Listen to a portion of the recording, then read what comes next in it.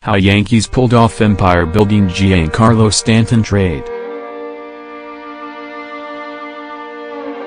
Lake Buena Vista, Florida. If not for the Babe Ruth of Japan, the New York Yankees' new version of Mantle and Maris likely never would have been formed. It was 23-year-old Japanese wonderkind Shohei Ohtani, not Giancarlo Stanton, who had been the Yankees' obsession for years, and it was Ohtani whom they hoped to woo to the Bronx this winter. The team had a presentation planned in which Ohtani would have been told he could pitch in DH for the Yankees. But Ohtani never even let the perceived favorites make a pitch in person. He ruled them out before they could really come to bat. And because of Ohtani's decision, now Stanton and Aaron Judge, two outfield behemoths, are teammates, putting together potentially the most devastating home run hitting combination in baseball history. The transaction to make Stanton a Yankee mostly transpired in a 48-hour whirlwind on Thursday and Friday of last week, but it actually was years in the making. If it weren't for Stanton's foresight and fortitude, staring down former Miami Marlins team president David Samson during his original contract negotiations for his 13-year, $325 million contract, and then not blinking in the face of threats by the Marlins' new Derek Jeter-led regime to keep him in South Florida against his will for the next decade, he never would have slipped on his no.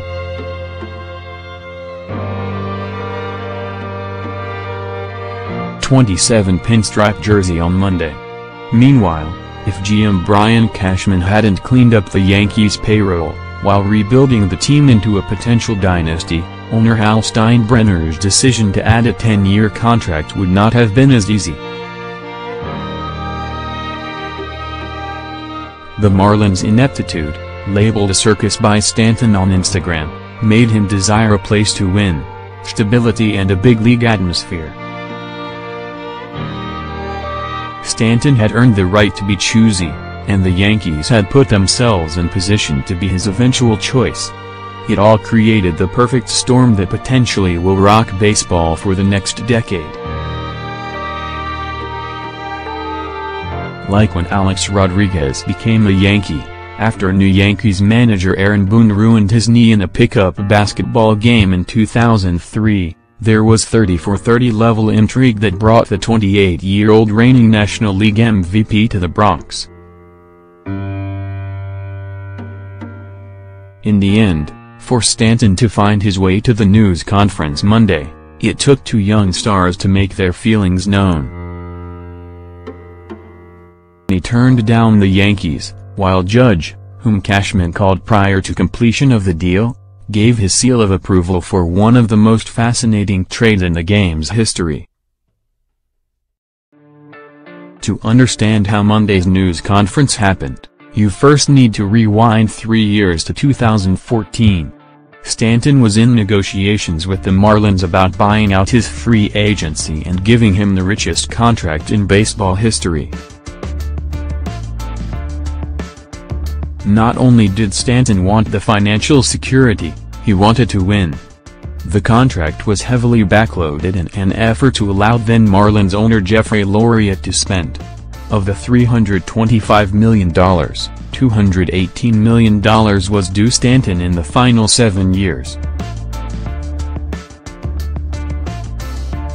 Still, Stanton knew whom he was negotiating with and refused to do any deal unless there was a full no-trade clause and an opt-out. He did not want to put himself in position to languish in Miami or be sent somewhere he didn't want to go if Loria sought to tear down the walls around him.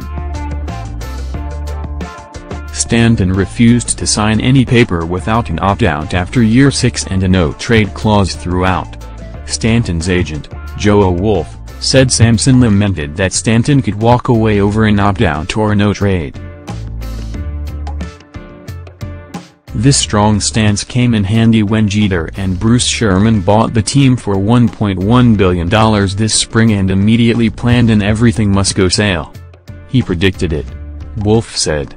He's like a baseball Nostradamus. It didn't have to be this way. If Jeter and Sherman had a more positive plan, Stanton was keen on staying in Miami. Stanton made his case that the Marlins were fifth in the league in runs scored and just needed to add some pitching to be contenders. Jeter wanted to go a different way and tear down the franchise, resetting its finances in an effort to improve the club's overall talent from top to bottom.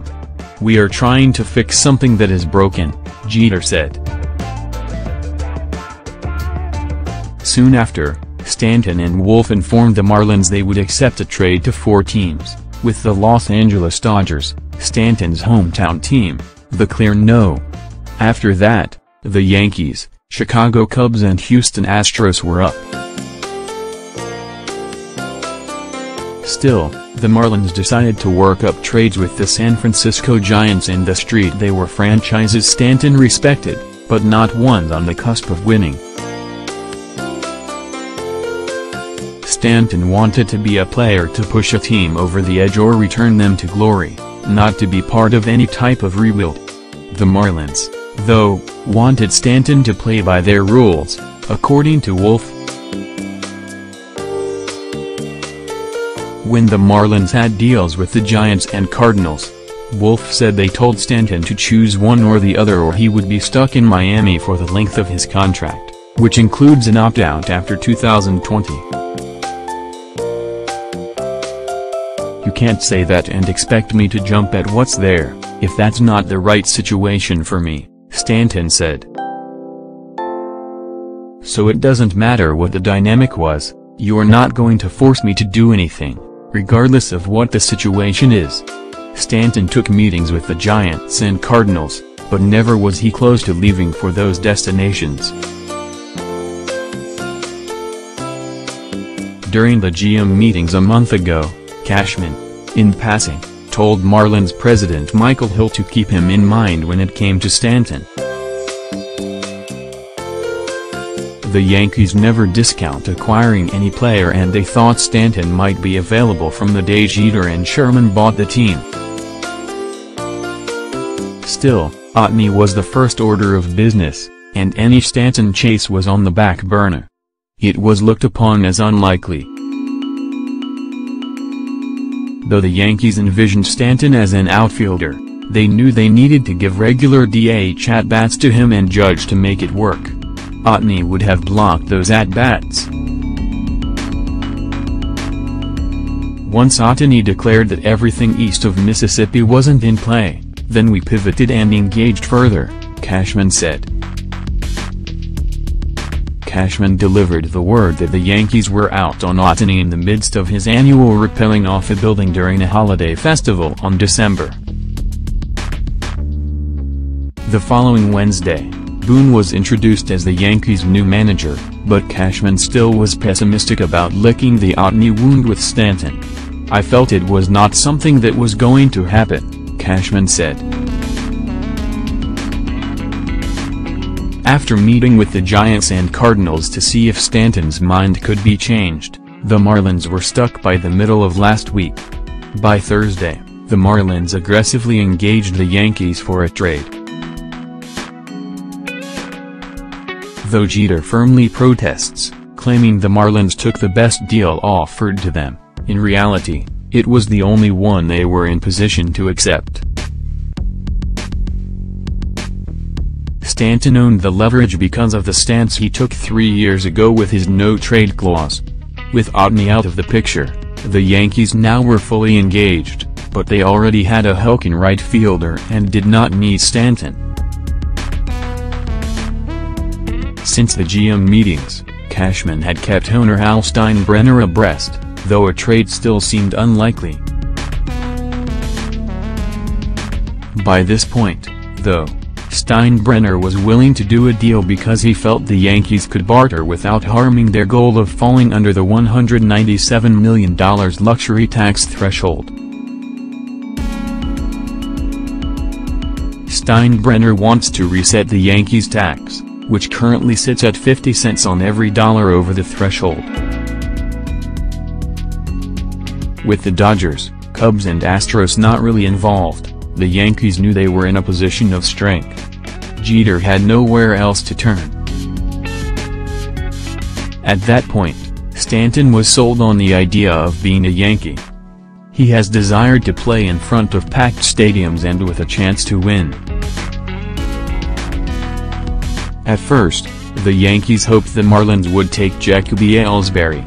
Ellsbury is entering the 5th season of his 7-year, $153 million contract, which is destined to go down as the worst free agent deal in Yankees history. Ellsbury is a backup outfielder, one Miami wanted no part of, so the Yankees never even asked Ellsbury whether he would waive his own no-trade clause. By later Thursday, Cashman and Hill traded ideas before it started to become clear that if the Yankees included Starlin Castro and the Marlins sent $30 million back in the trade, then for luxury tax purposes Stanton would account for $22 million, essentially the same as what the Yankees paid Castro and DH Matt Holliday in 2017. By Friday, the Yankees ran the numbers and checked with Major League Baseball to make sure they were right. This deal allowed us to accomplish the goal of still being under the threshold, Steinbrenner said. Steinbrenner was hesitant to take on a 10-year commitment, but did so because he felt it could help them win.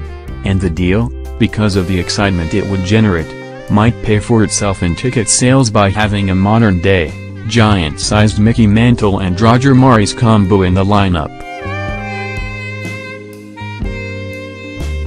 Before pulling the trigger, Cashman wanted to make sure Judge was on board. Cashman had lived through the frenemy drama of how Jeter reacted to Rodriguez joining the Yankees before the 2004 season. In the old Yankee Stadium, there was a memorable staged picture after the trade of Rodriguez and Jeter in which Jeter couldn't have looked more indifferent. The Yankees didn't win with Jeter and A-Rod until 5 years after Rodriguez showed up, and not until there was a bit of a thaw in the star duo's relationship. In 2017, the Yankees came within one game of the World Series with a team built on young talent, but also a strong chemistry. Judge, though just 25, is a leader of the squad, which is why Cashman reached out to him before agreeing with the Marlins. Cashman told Judge, "Hey, my job as general manager is to constantly look at every opportunity that may present itself, and this is one that is staring me in the face here that I have some interest in. I want to get your feedback on it, and just how it could fit between DH, right field and left field and the cast of characters we have." Cashman said Judge was pumped about the idea of teaming with Stanton. The deal was agreed upon. The Yankees needed a physical, which Stanton had over the weekend in Tampa. He was introduced as a Yankee on Monday. But it all came together only because Otani said no. Stanton didn't budge and the Yankees were in position to pounce. "They're winners," Stanton said. "They're young and they're in good position to win for a long time, and I lost for a long time. So I want to change the dynamic and be a winner."